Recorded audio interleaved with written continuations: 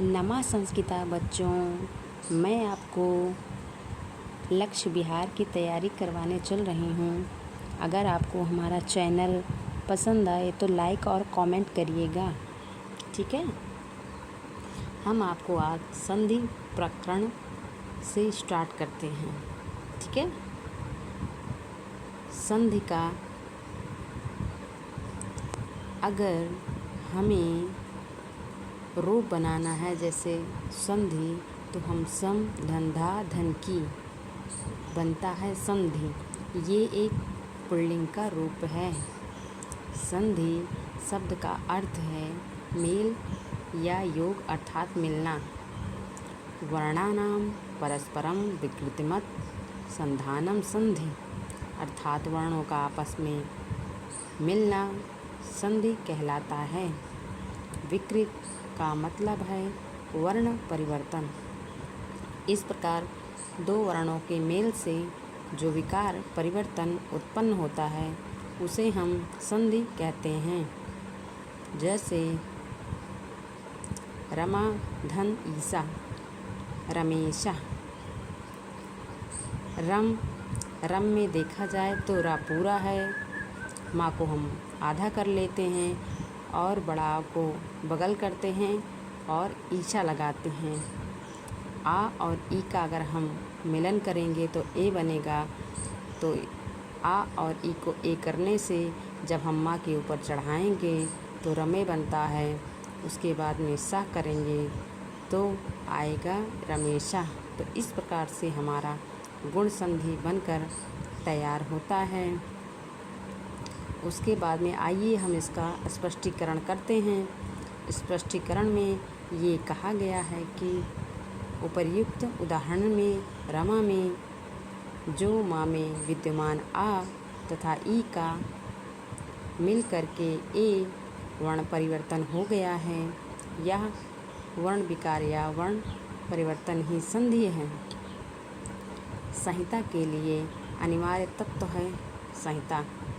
संधि के लिए अनिवार्य संहिता है। जैसे यह सूत्र होता है परा सन्निकर्षः संहिता, अर्थात दो वर्णों का अत्यंत सन्निकट। सन्निकट का मतलब होता है समीप हो जाना ही संहिता होता है।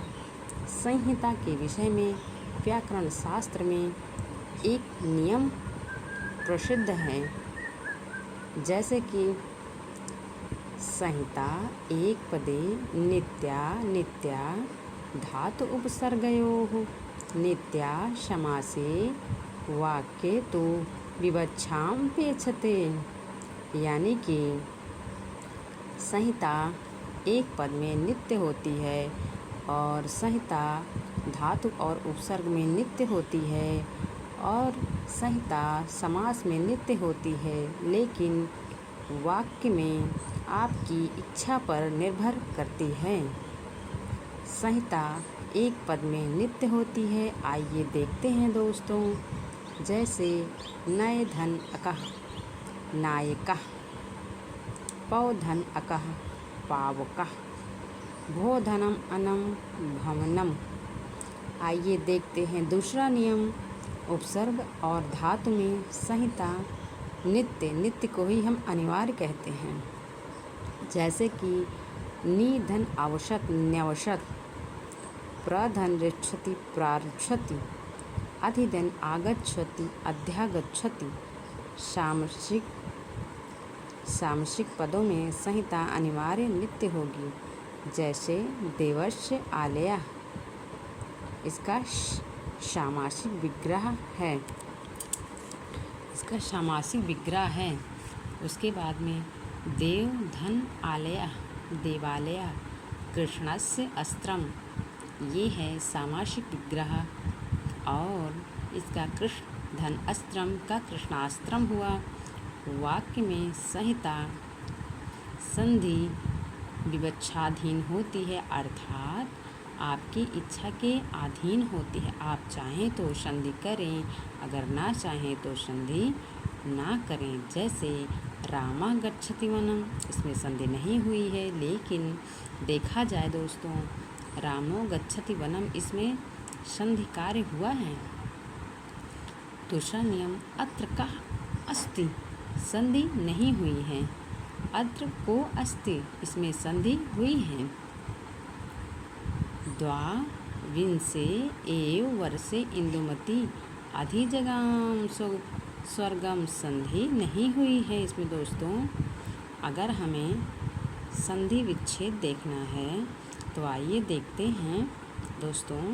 संधि युक्त वर्णों को अलग अलग करना ही संधि विच्छेद है।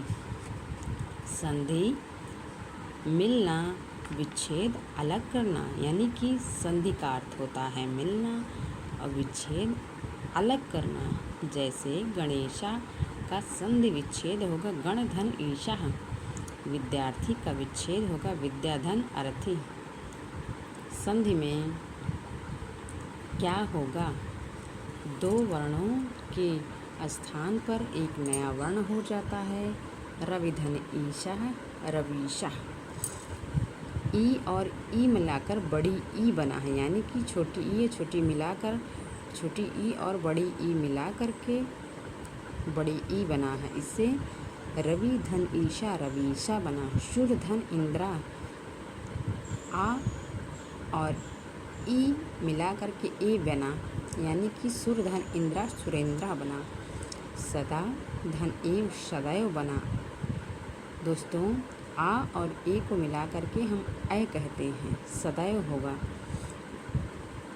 जैसे एक कहा पूर्व परयोह, पूर्व और पर दोनों के स्थान पर एक आदेश होगा। और दूसरे में देखते हैं दोस्तों, दो वर्णों के निकट आने से केवल पूर्व वर्ण में विकार परिवर्तन होता है। इति धन आदि इत्यादि। मधु धन अरि मध्वरि, ने धन अनम नयनम। आइए हम तीसरा देखते हैं उदाहरण साथियों। दो वर्णों में से किसी वर्ण का लोप हो जाता है। जैसे रामा आगच्छति, राम आगच्छति। दोषो अस्ति, दोषो अस्ति, इसमें अ का लोप हो गया है। और दोस्तों दो वर्णों में से किसी एक वर्ण का द्वित्व, द्वित्व का अर्थ है दो हो जाना एक ही वर्ण। जैसे एकस्मिन् धन अवसरे, यहाँ पर दोस्तों एकस्मिन् धन अवसरे हुआ है और पांचवें में ऐसा विकार हुआ है जैसे कभी कभी दोनों वर्णों में साथ साथ परिवर्तन होगा। जैसे तत् धन शिवा, इसमें तत् ता की जगह पर चा आ गया है और सा की जगह पर छा आ गया है दोस्तों। जैसे तत् धन शिवा तत् शिवा बना। यहाँ ता प्लस सा वर्णों में संधि हुई तो ता को चा तथा सा को छा हो गया। छठवें नियम में दोस्तों कभी कभी दोनों वर्णों के बीच कोई तीसरा वर्ण चला आएगा। जैसे वृक्ष धन छाया, वृक्ष छाया होगा। यहाँ छा या छा के बीच चा के रूप में एक नया वर्ण आ गया। दोस्तों यहीं पर हम अपनी क्लास समाप्त करते हैं और हम आगे का भाग आपको कल देते हैं। नमा संस्कृताय आज हमारी पहली क्लास थी। अगर कोई त्रुटि हो गई हो तो हमें क्षमा करिएगा। नमा संस्कृताय।